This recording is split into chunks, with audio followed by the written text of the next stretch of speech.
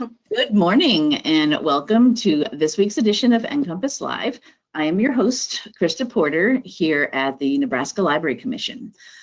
NCompass Live is the Commission's weekly webinar series where we cover a variety of topics that may be of interest to libraries. We broadcast the show live every Wednesday morning at 10 a.m. Central Time, but if you're unable to join us on Wednesdays, that's fine. We do record the show as we are doing today, and it will be posted to our show archives for you to watch later at your convenience. And I will show you at the end of today's show where you can access all of those show recordings. Both the live show and the recordings are free and open to anyone to watch. So please do share with your friends, family, neighbors, colleagues, anyone you think might be interested in any of the topics we have on NCompass Live. For those of you not from Nebraska, the Nebraska Library Commission is the state agency for libraries in Nebraska. So that's similar to your whatever state library. So we provide training and resources and databases and grants and consulting to all types of libraries in the state. So there will be shows on NCompass Live for all types of libraries: public, academic, K-12, corrections, museums, historical societies, et cetera, et cetera. Really, our only criteria is that it's something to do with libraries. We have Nebraska Library Commission staff that sometimes come on the show and talk about programs and resources and things we're offering here through the commission, but we also bring in guest speakers, and that is what we have with us today. Joining us today is Sara Richter. Good morning, Sara. Good morning.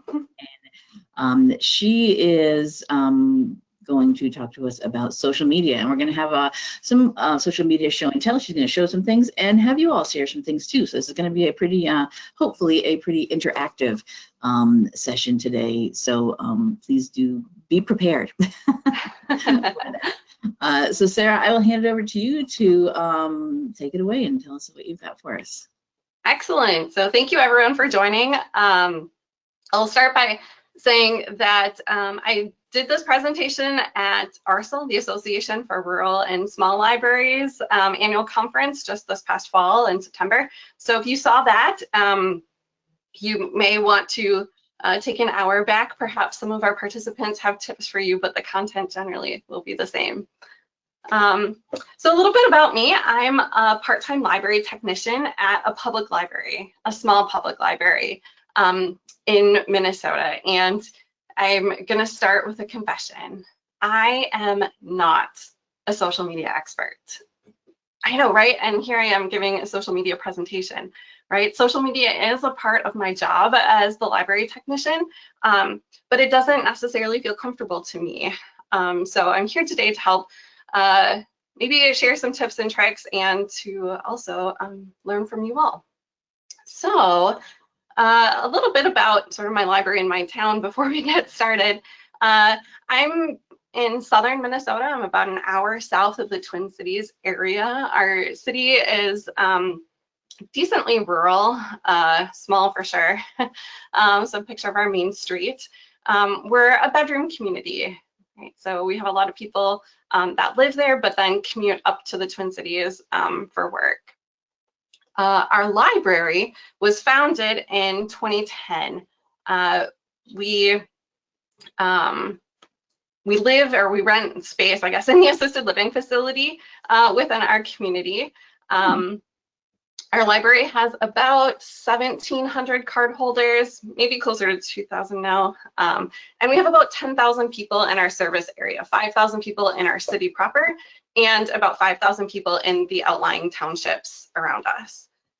So, you know, pretty small, and, you know, some of the constraints of not our own space, but there it is. We have 5 staff members.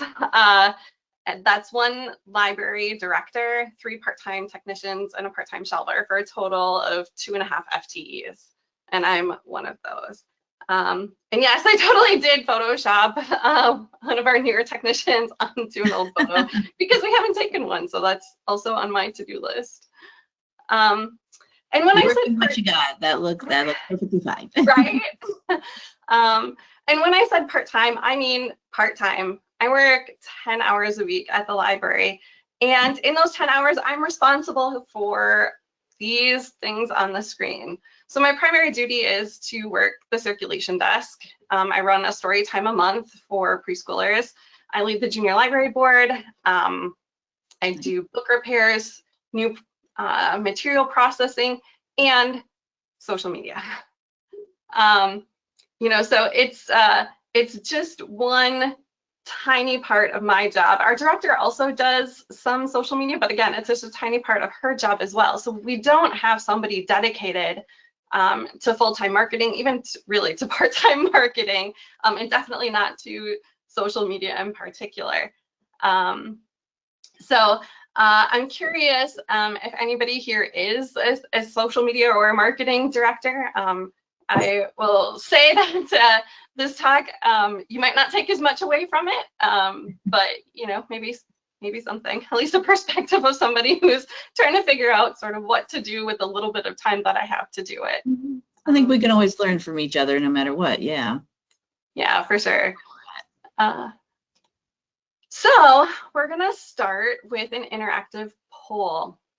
So if you go to this link, you'll see a Start Now button. It should say NCompass Live. And I've got some questions about social media and how your library uses social media and how you use social media. And I did just share that link, and I'm just making it just in case here too. Perfect. To in our questions in our chat, depending on where you all see it, I always never sure. So if this is a lot to type in, but I did share it into the question section in the chat, so you should be able to all get to it from there with either a click or a copy and paste from there, a little easier. Okay, so we're going to give it just a minute for you guys to look through some of those questions. The first one is going to be about how much time you spend doing social media for work, which is kind of an easy get used to the poll or get used to the link.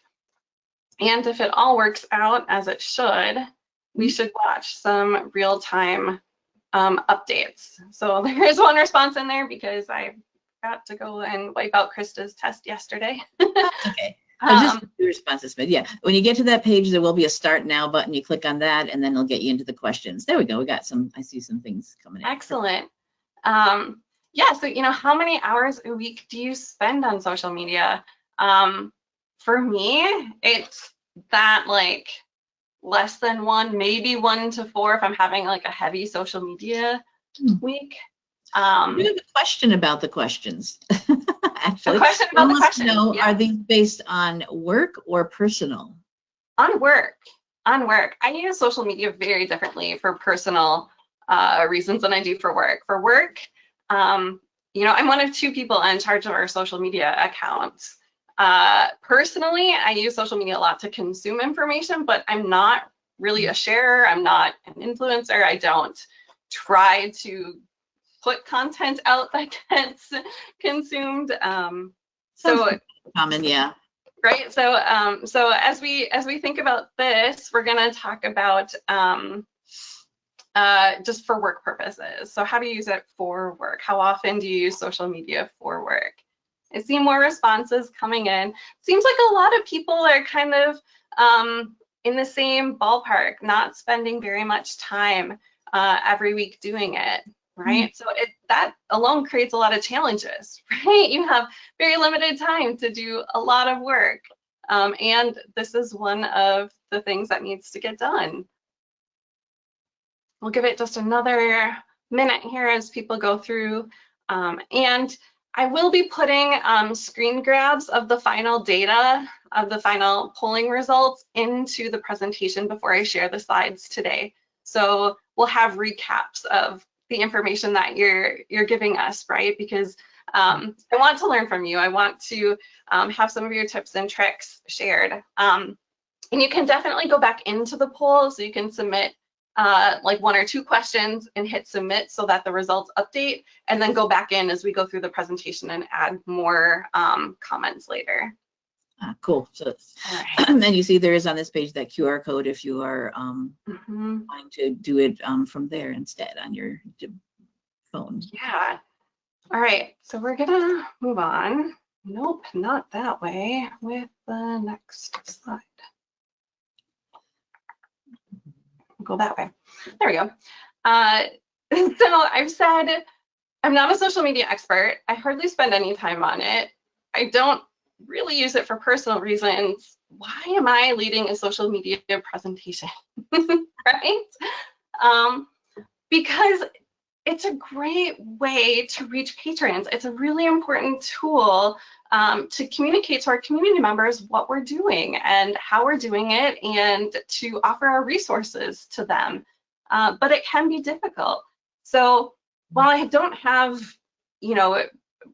professional training, while I'm not an expert, I have consumed a number of webinars. I've tried to sort of read up and learn what I can about doing social media and doing it well for the library. And I've tried over the last year to really boost our social media presence. So I'm hoping that I can share some tips and tricks that I've learned as I've been doing the last 2 years or so.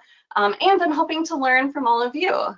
So the first thing I think about with social media is, why am I using it? What is my goal with social media?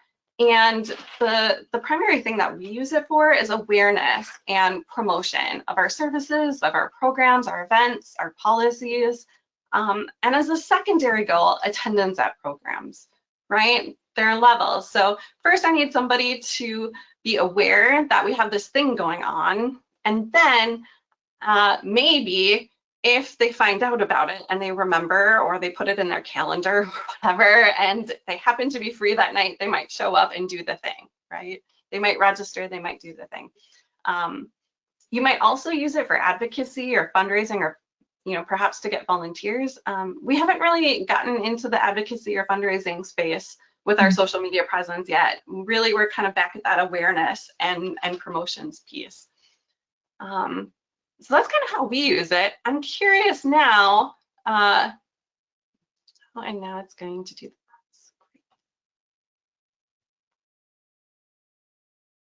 the sorry, here we go. What other social media goals do you have? So looks like engaging patrons, making shareable content, programming updates, making the library visible, networking. Yeah, these are great, great ways to use social media for sure. Let's see here, any other ones? Marketing team. Oh, I would love a marketing team. That would be amazing. There's so many things I would love.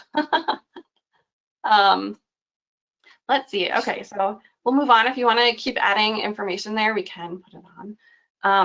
So the things I'm going to talk about today are social media platforms, the different types of platforms and where we post, a little bit about content and what I'm posting, and a little bit about building engagement. Let's start with social media platforms, right? There are different kinds of social media platforms. The big one is the social media, the social networking, right? These are platforms that are meant to have that person-to-person connection. They're meant for knowledge sharing. Things like Facebook, X, LinkedIn for more of a professional connection. The blue butterfly is Blue Sky. Threads, which is like Meta's version of Twitter. You can do image sharing, right? Instagram and Pinterest.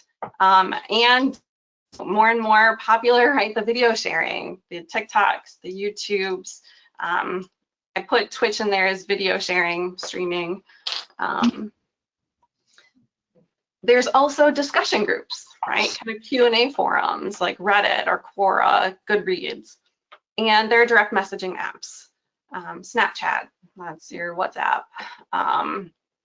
Discord I have as a direct messaging app. It could be a bit of a discussion forum as well, but sort of more limited. But we're not really going to talk about direct messaging apps. We don't really use those. We also don't really participate in discussion groups. Though I have had some libraries comment that they use Discord for like some of their teen groups, to kind of connect their teens or their teen programmings, but I haven't used it that way, so I'm not going to speak to that today.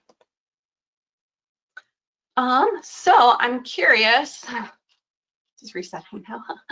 What social media platforms do you use for work? It looks like a lot of people on Facebook. a lot of people on Instagram, some on Pinterest or LinkedIn. Definitely for work, I'm in LinkedIn, but our library is not on LinkedIn. YouTube, that's awesome. The video content is so great, right? I've seen so many libraries do so many clever things with videos. We primarily use Facebook and Instagram. Rarely, we will also use YouTube. So sometimes we'll use YouTube for like take and make how-tos. So if we have packets that need special instructions or something. My library had a flood, so while we were closed for renovations, we posted puppet show theaters as a way to engage with our patrons when we couldn't do story times and things. But we're really not in the video space. So we're on Facebook and Instagram. And then you think, why there, right? Well, like Ariel, I want to be where the people are. And not only are Facebook and Instagram convenient, they're familiar, but the Pew Research Center actually studies this and monitors it. And as of November 2024, they say that the percent of adults who ever use these different social media platforms, 80% use YouTube, 75-ish, 70-ish% use Facebook. Instagram is another big one. So by being on Facebook and Instagram, I'm really reaching out to a good portion of the people that I want to reach out to, the people that I want being aware of our programs. We also want to reach out to teens, right? We would love them to come into the library and participate in programming. And when we look at where Pew Research Center says the teens are, one of the places is Instagram. So by including that, we are getting some teen reach, though not as much as the other like video-based platforms, especially. So we at least know that we are kind of hitting the right platforms. And interesting to see on this, I always look at these things from Pew, that so many of them on YouTube, when everyone thinks they're all just doing TikTok now, and that's not what the data actually says. So I always encourage libraries when you're doing anything, look for data, don't just, in addition to anecdotal information. The data will be the numbers that you can use to sell whatever you want to do to like your stakeholders, your board, your municipality. And just explain why this is why we do YouTube. This is why maybe we do start doing TikTok because we want to reach out to those teens. The data says we should be there. In addition to knowing what your community uses as well. I mean, yeah, every community is going to be a little different, but this is some good data to get started with. Right. And, in my community, we're a little bit smaller, more rural. While we do have a lot of families, we also have a number of seniors, and they feel comfortable with Facebook. They don't feel comfortable with Threads or Blue Sky. I mean, maybe a few, right? But that's not where the bulk of the people are. And because I have limited time, I kind of have to go for the biggest bang for the smallest buck. Exactly. And, so I'm putting my time kind of where I can reach out to most people. I have other ways that I can engage, those older folks, or, if we are engaging the parents, hopefully some of that trickles down to some of the teens and the kids that, we're not reaching by skipping TikTok. So then, I'm so sorry that this is resetting. It's a little frustrating, but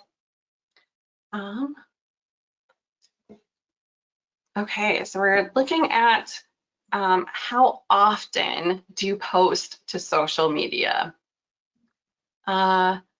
So some never, some once or so a day or less, 3 to 5 times a week for about a third of the people, and a small chunk more than once a day.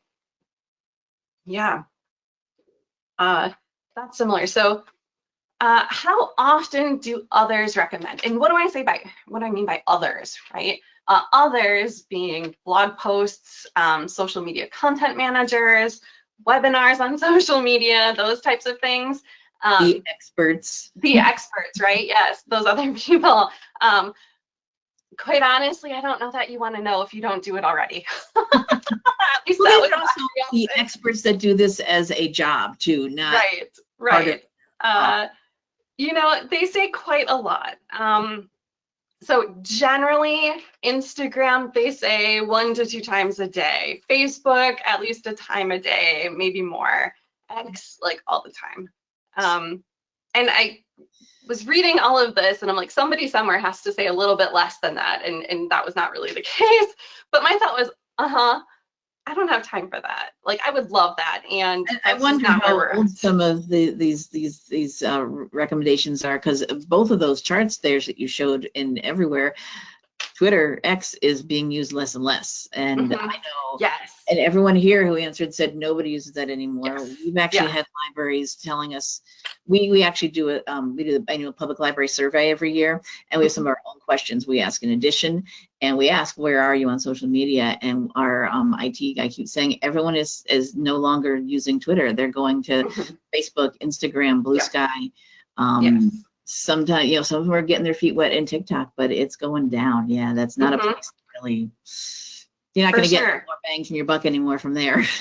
Yeah, and I think part of that too is, the guidance is because Twitter was such a big component of the social media scene for so long, and then it kind of morphed to X and whatever, that the guidance is old guidance, the recommendations are old. People haven't really updated to say on Threads you should do this, right? So I guess I take Right. that to mean on these platforms that are meant to be more dialogue based, right?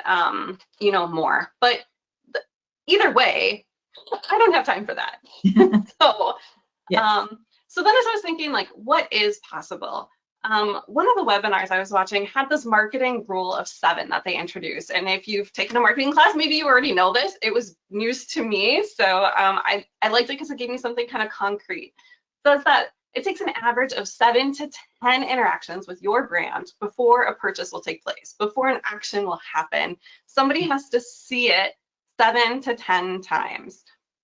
And so then I thought, okay, well, let's think about how I might try to get there, right? So if I'm doing a special event, I might create a Facebook event. I try to do like 2 to 3 Facebook or Instagram posts on our library page and 2 to 3 shares to local community groups, like our local happenings group. There's a local moms group. We have a local homeschool group. Some of those depending on what the event is. We will often put a flyer in the library. Sometimes we might put them like a flyer in the grocery store or at the local bank.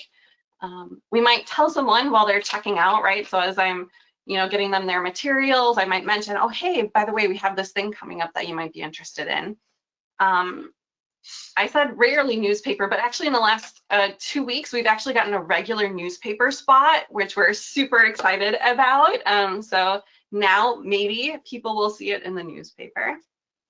So, it seems like, I'm doing, 10-ish things a week, but then you have to consider the algorithm reach, right? So Facebook, Instagram, these social media platforms don't push every post to every follower, right? They just post to this tiny little fraction of your followers. So I'm really only reaching people maybe like 2 to 4 times, which isn't quite there, but we're working on it. And it's not all social media based, right? It's also these other kind of methods that we're using to get out there. So when I think about, how often do I post on social media, I think about what's feasible and what's sustainable. And for us, for our library, it's generally posting 4 to 6 times a week on Facebook and Instagram. And the guidance, the experts say you really should tailor your content to the platform. We post the same content both places because, again, while I would love to tailor content, I don't have time to tailor content everywhere I want to put it, especially not 4 to 6 times a week. So, I don't. The key is really consistency. Finding a schedule that works for you and sticking with it. As people start to rely on your social media pages as a place to come for information and for updates, you want to kind of build in that consistency so they know this is really a place I can go to get information. And the other bit about that is don't try to ramp up too quickly, right? If you're not posting, or if you're only posting once a week, and you want to do more, don't try to post every day all of a sudden, right? That's probably not sustainable, not feasible. So maybe bump up to 3 times a week and see if that feels okay. And as much as you can, try to schedule ahead. We're going to talk about using content managers to do that, but often if I'm putting an event out on Facebook, I'll schedule a few posts over the next, couple weeks or month, whatever, however far out the event is, so that it's out there and done when I'm already working with the that event. And then the last kind of point here is quality over quantity. A couple, and research has shown that a couple high quality posts, and what is high quality? We'll talk about quality in a few minutes, can have better reach than 7 low quality posts. So making sure that the content you're sharing, is high quality will have a better return for you. I think that actually just kind of answers. Someone had just posted a question that I was going to mention. Wanted to know, can you overdo posts? Meaning, do people start to ignore your posts? If you do. That's a great question. I think yes and no, right? Can you overdo it? Maybe in the sense that it might get hard to find information if you have a lot of events going on and you share, 6 posts in a week about the same event, and you have another event that's not getting quite as much. So it can bog things down a little bit. The other thing is, Facebook isn't showing all of the posts to all the people, so you might feel like you're posting all the time. And my library director has mentioned this actually. She feels like she's posting all the time and just inundating people with library content. And that's really not the case. We still have a lot of people that I know follow our Facebook account that come into the library often and will mention an event and they'll say, oh, really? You're doing that? So you can and you can't. As long as the content is relevant, they will keep coming to you for that, right? So you don't want to share jokes all the time or memes all the time. Maybe a little bit, right? But you want to make sure that the content is relevant to you, and that's one of the things we'll talk a little bit more about when we get to the quality piece. Any other questions at this point, Krista? Someone does have a comment there. That their experience. I have found that people will unfollow if your posts don't have content that they're interested in. They want real-time, local, and relevant content from the library. Yeah. Yep. Exactly. And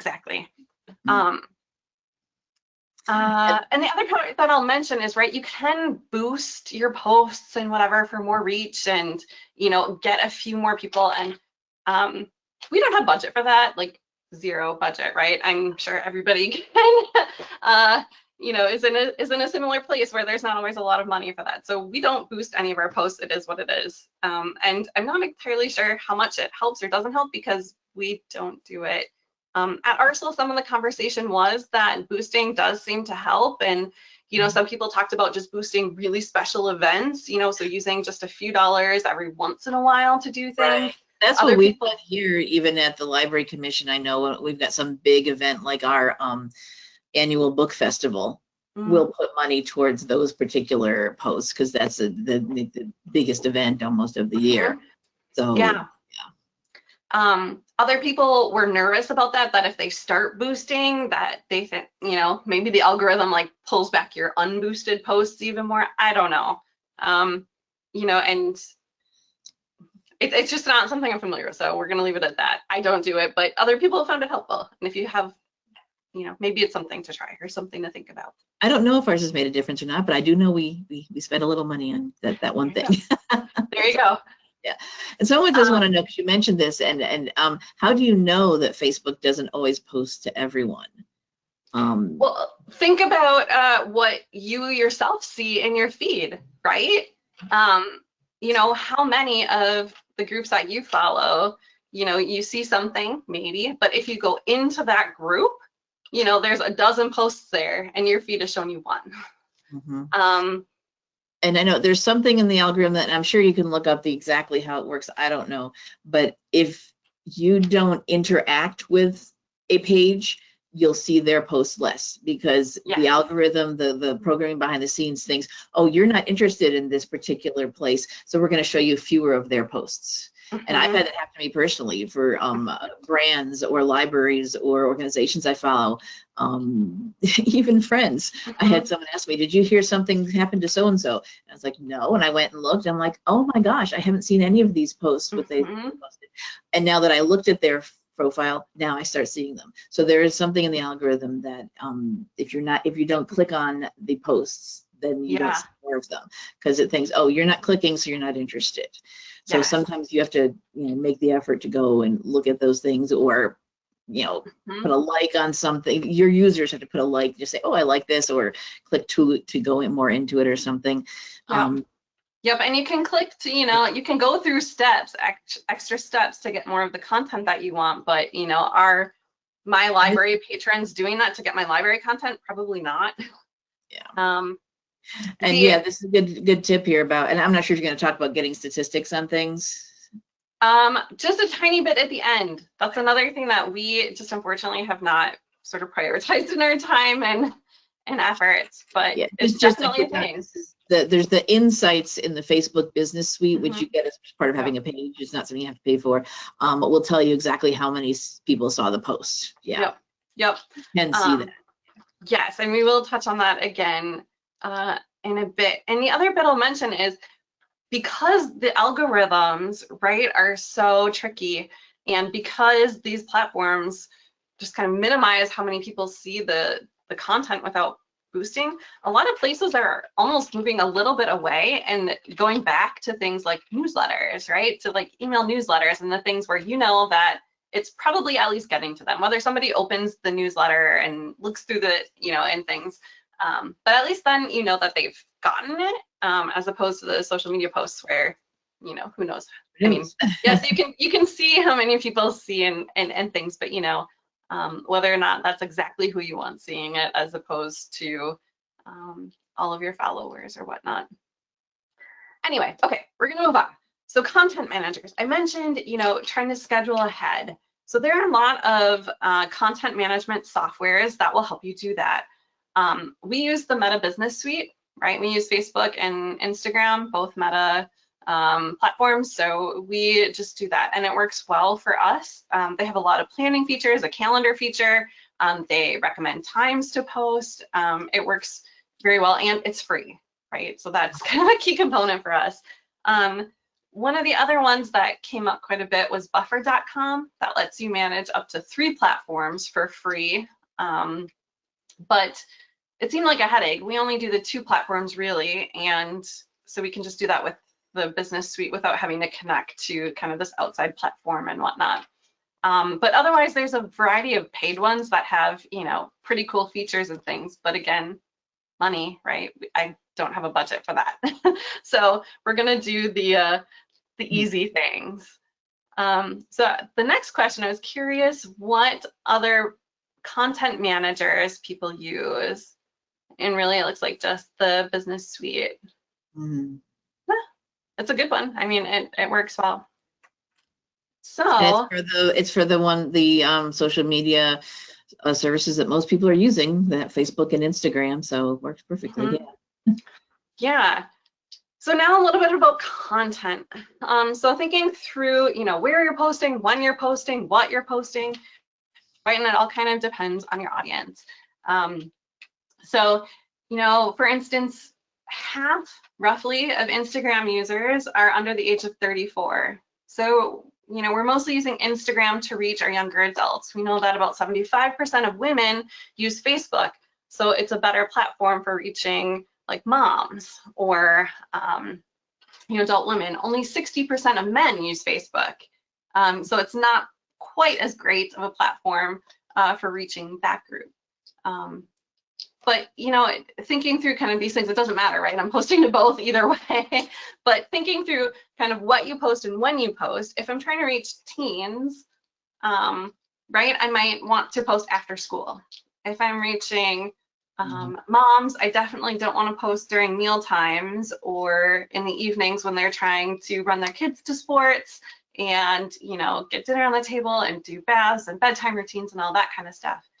Thankfully, the content manager, at least Meta, right, will recommend times that our Facebook followers are most active. So we will often use that. When we think about when to post, we also think about like when is it relative to our events, right? We might post an hour or two before the event as like a last ditch, like, hey, reminder, this is going on very soon. Come do this thing with us.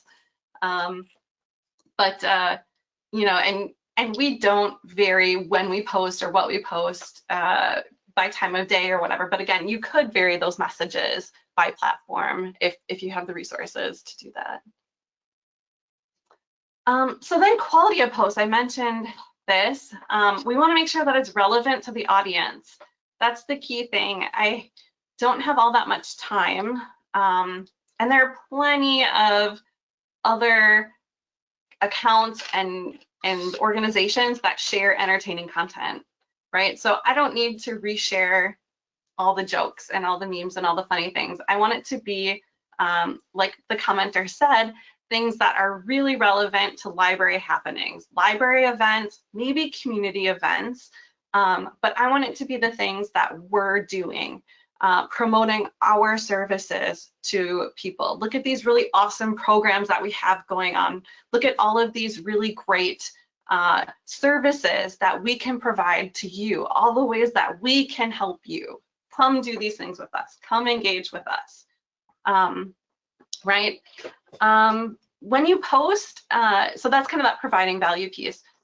You want to add high quality visuals, right? So photos are super engaging. You want them to be up close, people doing things. Graphics are better. So, if you're in Canva or something, using a graphic is better than just text alone, but photos are great. And more, the platforms are prioritizing videos. Videos, like I said, that's a whole world. Like, I'm just not interested in learning how to edit and do videos, and you have to be really clever. Some people are so clever with the library videos.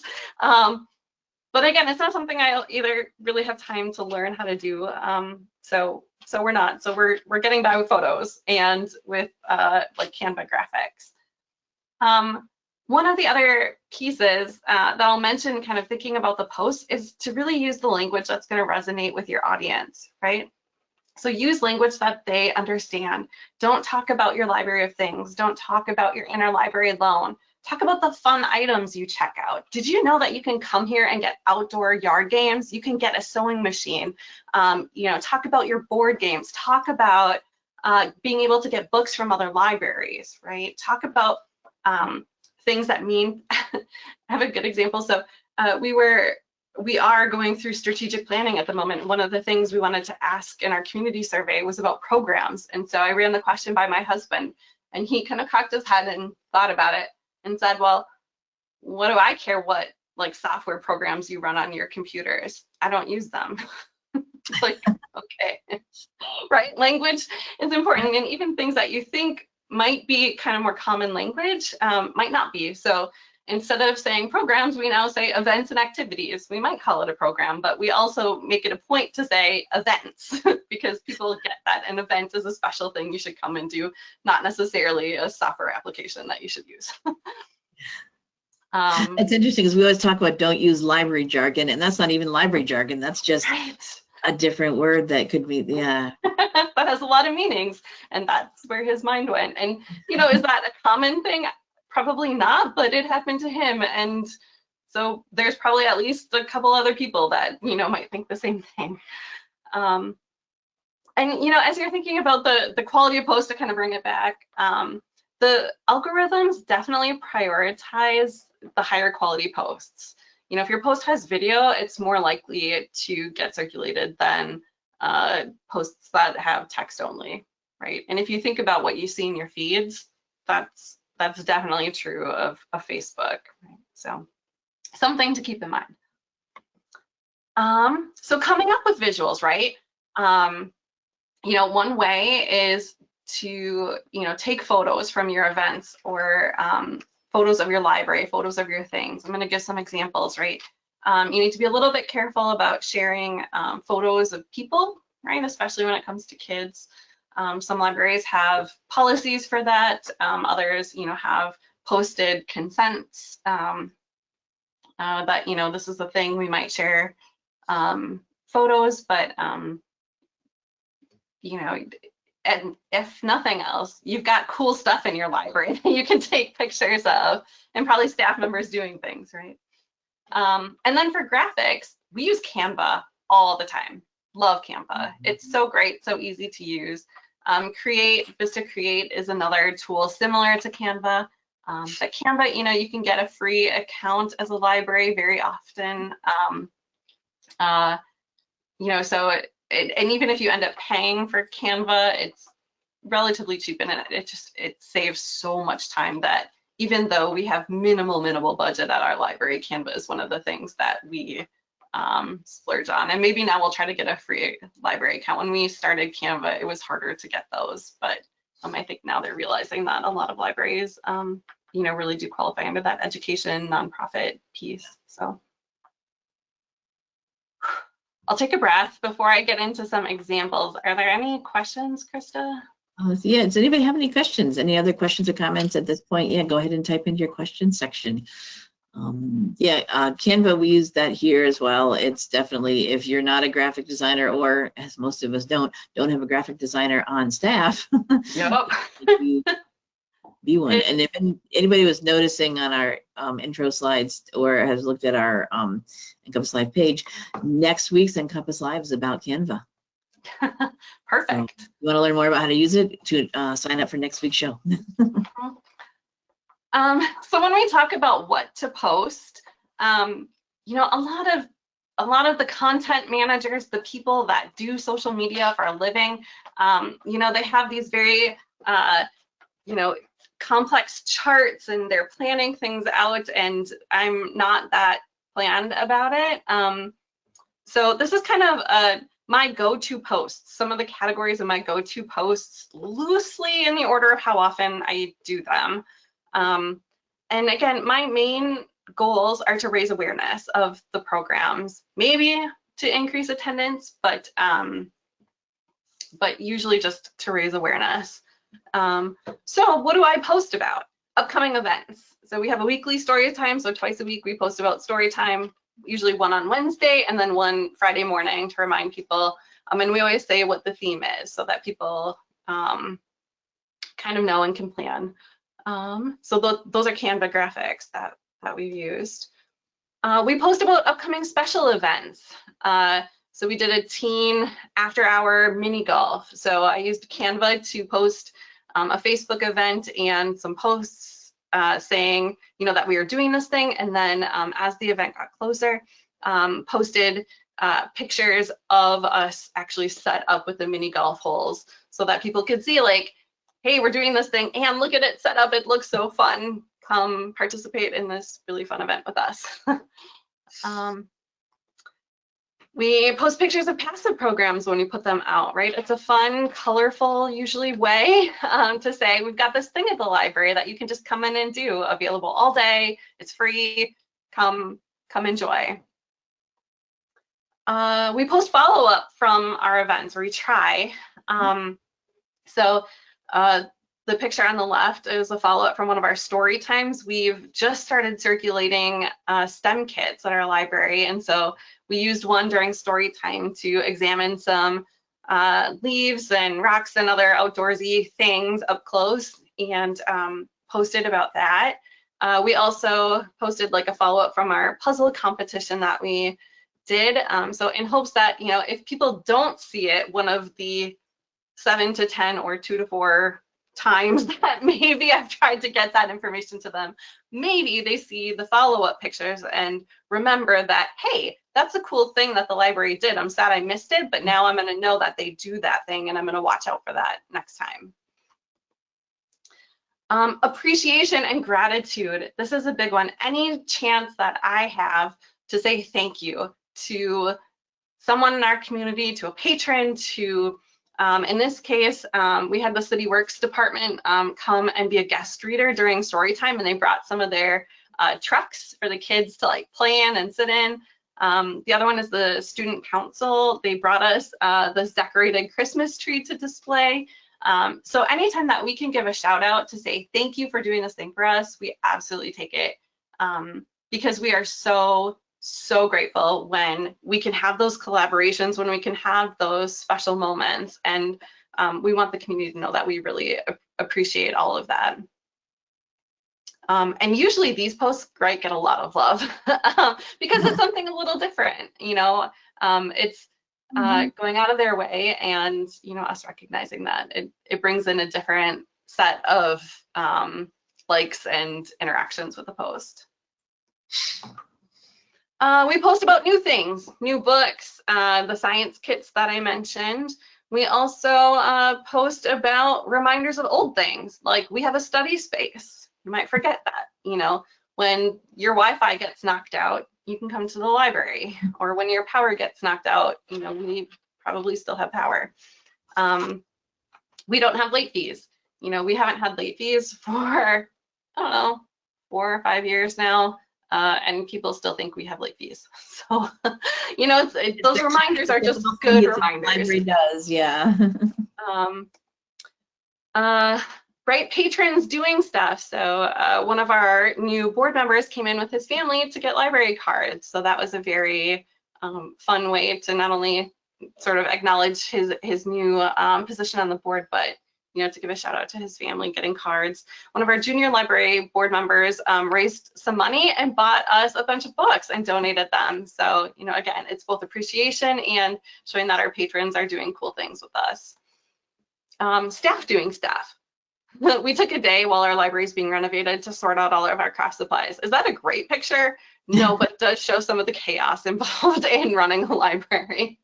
Book repair. Such an easy thing. I'm repairing books anyway. Grabbing a couple screenshots or a couple pictures or a picture of somebody else, you know, taping a book up is really interesting. People love seeing the day-to-day stuff that they didn't know that we did, right? Or the stuff that they don't really think about. So what happens behind the scenes to keep your library working? Yeah. And it gives them an awareness to all of the things that we do. Right? I still get people that are like, well, you just sit around and read all day. No, I don't know anybody who does that in the library, right? Here are all of the things we're doing, right? So it shows that there's a lot of pieces that they don't usually see. This is a way for us to communicate with them how we're spending our time, and can maybe go towards, right, if they're talking about budget cuts or like, do you really need all these hours? Yeah, look at all this stuff that we do. We post operational things like when we're going to be closed or limited services. Every once in a very rare while, we will post funny things.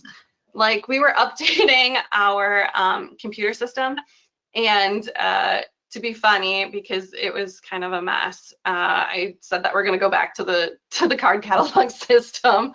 And I see that was April 1st, of course, appropriately. Right. April 1st. So it was funny. It was timely. You know, it was a reminder that we're switching systems. So, you know, it kind of worked out. Maybe daylight savings time. But, you know, only once in a rare while. My library director likes the Pirates, Talk Like a Pirate Day, so she will usually share something like that. But, you know, if you keep them to once in a, you know, very rare while, then they're kind of fun, they're kind of cheeky, but people still know that, you know, most of the content that's there is really relevant and things that are interesting to what we're doing. Every once in a while, we'll share a community event or an event from another library, a community library, or another library like in our system or nearby. You know, we don't promote all community events. We've got a couple events that are really like full citywide community events, like this Winter Wonderland event where they do the big tree lighting and all the businesses are invited to participate, and it's a big deal. So will sometimes boost things like that. We try to interact. Every once in a while, we'll ask a question or post something. It seemed like for a while that was getting some love, and now not really. So I don't know if the algorithms changed yet again, or if people just aren't interested. But we try to get people to come in and interact. We also tried an online contest. So in this case, we had a scavenger hunt. So people could either post or bring in, if they weren't comfortable posting, they could bring in their pictures of this summer scavenger hunt. Our teen library board put it together, and that did get some fun pictures, some fun engagement. I've seen other giveaways like this post and whatever, but we don't really have things to give away, so we haven't done that. But it is an option if you have a donation or something that you want to give away. And then we try to interact. So we try to reply to comments and messages as timely as we can, within a day, hopefully same day. And we try to interact with other community groups and neighboring libraries, both as an acknowledgement that they're doing cool stuff, and hopes that some of their followers maybe see some of our things if they interact with us. And that seems to be the case. So we really try to not just put stuff out there, but also kind of reply and be that interactive voice that we want people to do with us. We also then try to follow other libraries to get ideas, right? Like I said, other libraries are really clever. Not that I do everything that I see on other libraries, but I forgot that we were upgrading our app. Our regional library app. So I saw a post from one of our regional libraries mentioning that, oh, we've got this new app coming, and as of December 1st, your app's not going to work. Go get the new one. And I was like, oh, right. Yeah, that's a great reminder, and our patrons need to know that. So then we were able to put out some content. And then, you have to kind of consider if you're going to do the cool new thing or the current trend. Usually we don't, because we're not that new and current and cool. It's a lot to keep up with. There's always something. It is. And so much of the cool new things are videos, and I've already said them a bunch of times, we don't do videos. So it is what it is, right? We're trying. We've actually gained quite a few followers in the 2 years or so that I've been helping with social media, and really trying to make social media a focus and a place where people can reliably get that local content. So do we have a lot of followers? No, but I think if we didn't hit 1,000, we're almost there. And that's almost double of what it was 2 years ago. So I feel like that's a really great win. All right, so then I was gonna ask, what advice do you have? Oh, yeah, we weren't quite there. What other content do you share? Photos and things, archives, new books, helpful tips. Yeah, the library displays. Oh, that's a good one. We used to do that more often. That's a reminder to go do those things. I love that. Nope. This. So like I mentioned, try to plan ahead, schedule a variety of posts, mix it up if you can with pictures and, the Canva style graphics. Try to get a variety in content type and when you post. These are, this is a screen grab of 1 week of content. There wasn't quite as much posted and not as much variety because I was at Arcel that week. So that's the bits that my director was able to get done. But, using that Meta Business Suite to help you with some of that planning can be really great. We're gonna skip. Okay. Yeah, so the other ones were, do your libraries have policies, a social media policy? And then what other advice do you have? So some do, some don't, some not sure. It's also something to keep in mind, right? If you do, you just need to be mindful that you follow the policies. And if you don't, it's potentially something to consider. We're a small enough group, there's only 2 of us doing it. If there's anything that's ever a question, we'll run it by each other before we post it. And that's kind of our check for the moment. We do have a city policy, so our library is a city department. So we have to follow the city social media policy, but we don't have a specific library one to follow, at least not yet. So if you're watching this in a year or something, maybe we do by the time you see it.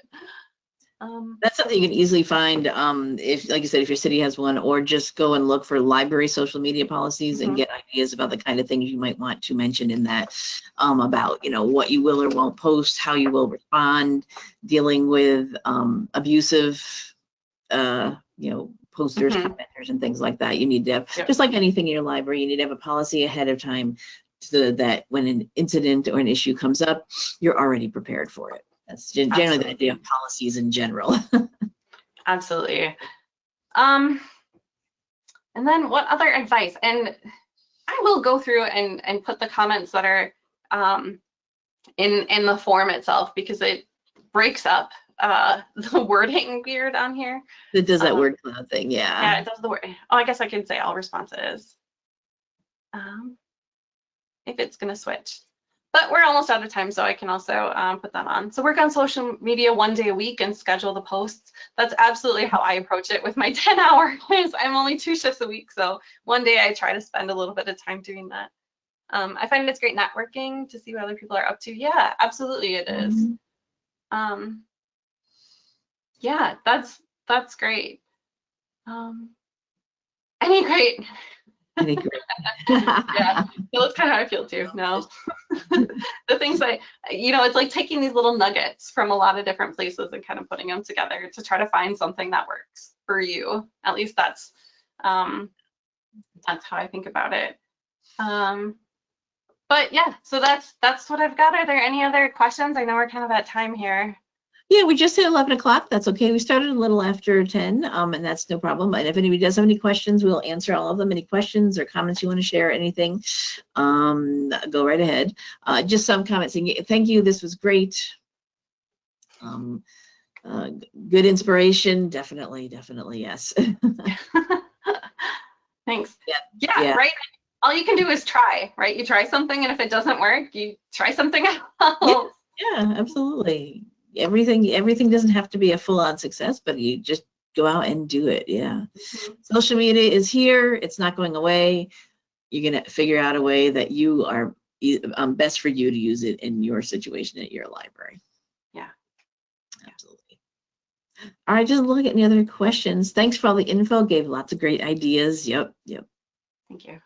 All right, but if you do have any questions, you want to chat with Sarah, there is her contact info, her email there. You can reach out to her. All right, thank you so much, Sarah. There's a lot of great information. Because I'm only part-time at the library, this is my other email address, because that's the one that I check regularly. But if you want to engage with my library, I'm happy to share that as well. Sure. Yeah. And look for them on Facebook and Instagram as well. Yeah. And as I said, the slides will be available with the recording, and after Sarah gets those the screen grabs of the surveys that you all did. So we'll have that. So I'm going to pull presenter control back to my screen here and do make sure it goes up, because we had delays yesterday. Oh, good, it's working. So thank you so much, Sarah. This is great information. So helpful to everyone, and I think a lot of people get a lot of good benefit from it. So thank you everyone for being here today. As I said, the show is recorded and will be available. The recording should be ready by the end of the day tomorrow. As long as GoToWebinar and YouTube cooperate with me. If you use whatever is your search engine of choice and type in the name of our show, NCompass Live, you'll find our main page here with our upcoming shows and our archive page as well. There's a link to it here right underneath all of our upcoming shows. So if you pop over to our archives, the most recent one is at the top of the page, so today's will be there. There'll be a link to the recording on the YouTube channel and a link to the slides when Sarah gets them updated and sent to me. While we're here, you can search our show archives if you want to see if we've done a show on any topic you're interested in. You can search our full show archives or just the most recent 12 months if you just want something very current. And we have that one filter, because this is our full show archives, and I'm not going to scroll all the way down. If you look at the right here, you can see this is a long page. That is because this is our NCompass Live show archives going back to when the show first premiered, which was in January 2009. So we are in the 17th year of the show. Oh my gosh. But we have all of our show archives up here. So just be aware when you're watching a show of the original broadcast date. Many of the shows we find to watch stand the test of time, still be good, useful information, but some things will become old and outdated. Resources may have changed or no longer exist. Links might be broken. People will work at different places when they presented for us 10, 15 years ago. So just pay attention to when something first came out before you actually watch it. But this is something libraries do. We keep things for historical purposes, and as long as we have a place to host all of our recordings, which right now is the Library Commission's YouTube channel, we will always have them out there for you to watch. We do have a Facebook page for NCompass Live. That may be where you heard about today's show. So if you do like to use Facebook, give us a like. Here we do reminders about when the show is starting up, information about our speakers, and then when recordings are available, we post on here as well. We use the hashtag, little abbreviation of our show name, NComp Live on here, and we also post on the Nebraska Library Commission's Instagram. We don't have our own Instagram for the show. We use the Commission's one. So you'll find things out there as well. So you can follow us in both of those places. So that's for today's show. As I said, something else we also do, and it's related to, as Sarah said, the Association for Small and Rural Libraries. Big Talk from Small Libraries is an annual online conference that the Association for Rural and Small Libraries co-sponsors with us here at the Library Commission, free and open to anyone to attend. It's always the last Friday in February, so it'll be on February 27th, 2026, and the call for speakers is now open. So if you are a small and rural library, please do submit a proposal. The deadline is next Friday, December 12th. We try to have all of our speakers be from libraries, all types of libraries, public, academic, museums, special, with a FTE or population served of 10,000 or less. So we are talking about the little people, the little ones. And this is all the libraries. We do not have sponsorship from corporations. We do not have companies that do presentations. It's actually Big Talk from small libraries. So if you are a small library or you know of one that might be a good one, let them know to the call for speakers is open. If you want to know how this has been done before, we do have our recordings of all of our previous conferences here, going back to the first one in 2012.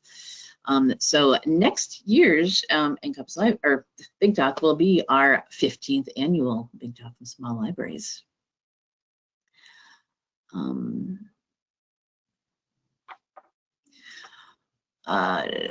Okay, we do have a question about our archive videos.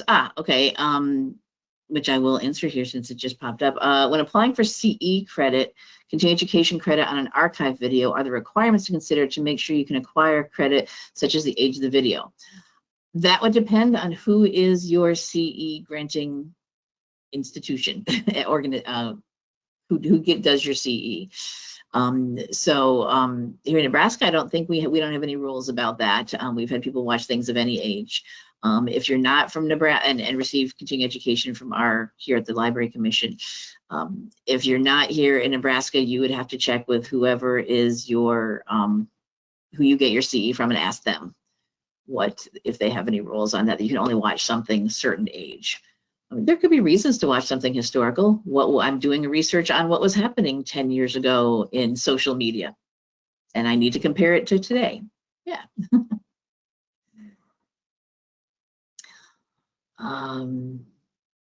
All right, yes, that's everything. Anyway, next week, as I mentioned already, return of the Canvaholic. Kelly Kenny is a teacher librarian here in Nebraska, and she did a session for us about a year ago on being a Canvaholic, and she's coming back to do an update next week. So if you do want to learn more about using Canva, do sign up for next week's show, or you can look for her previous one in our archives. That Kelly will be here with us next week to talk about Canva. And there are our upcoming shows. And you see, we're taking the day before Christmas off. We might be taking the day before New Year's day off. That's to be determined. So keep an eye on this. But other than that, thank you everyone for being here. Thank you so much, Sarah. This was a great session. I'm so glad we could have you on. And hopefully we'll see you all on a future episode of NCompass Live. Bye-bye. Bye.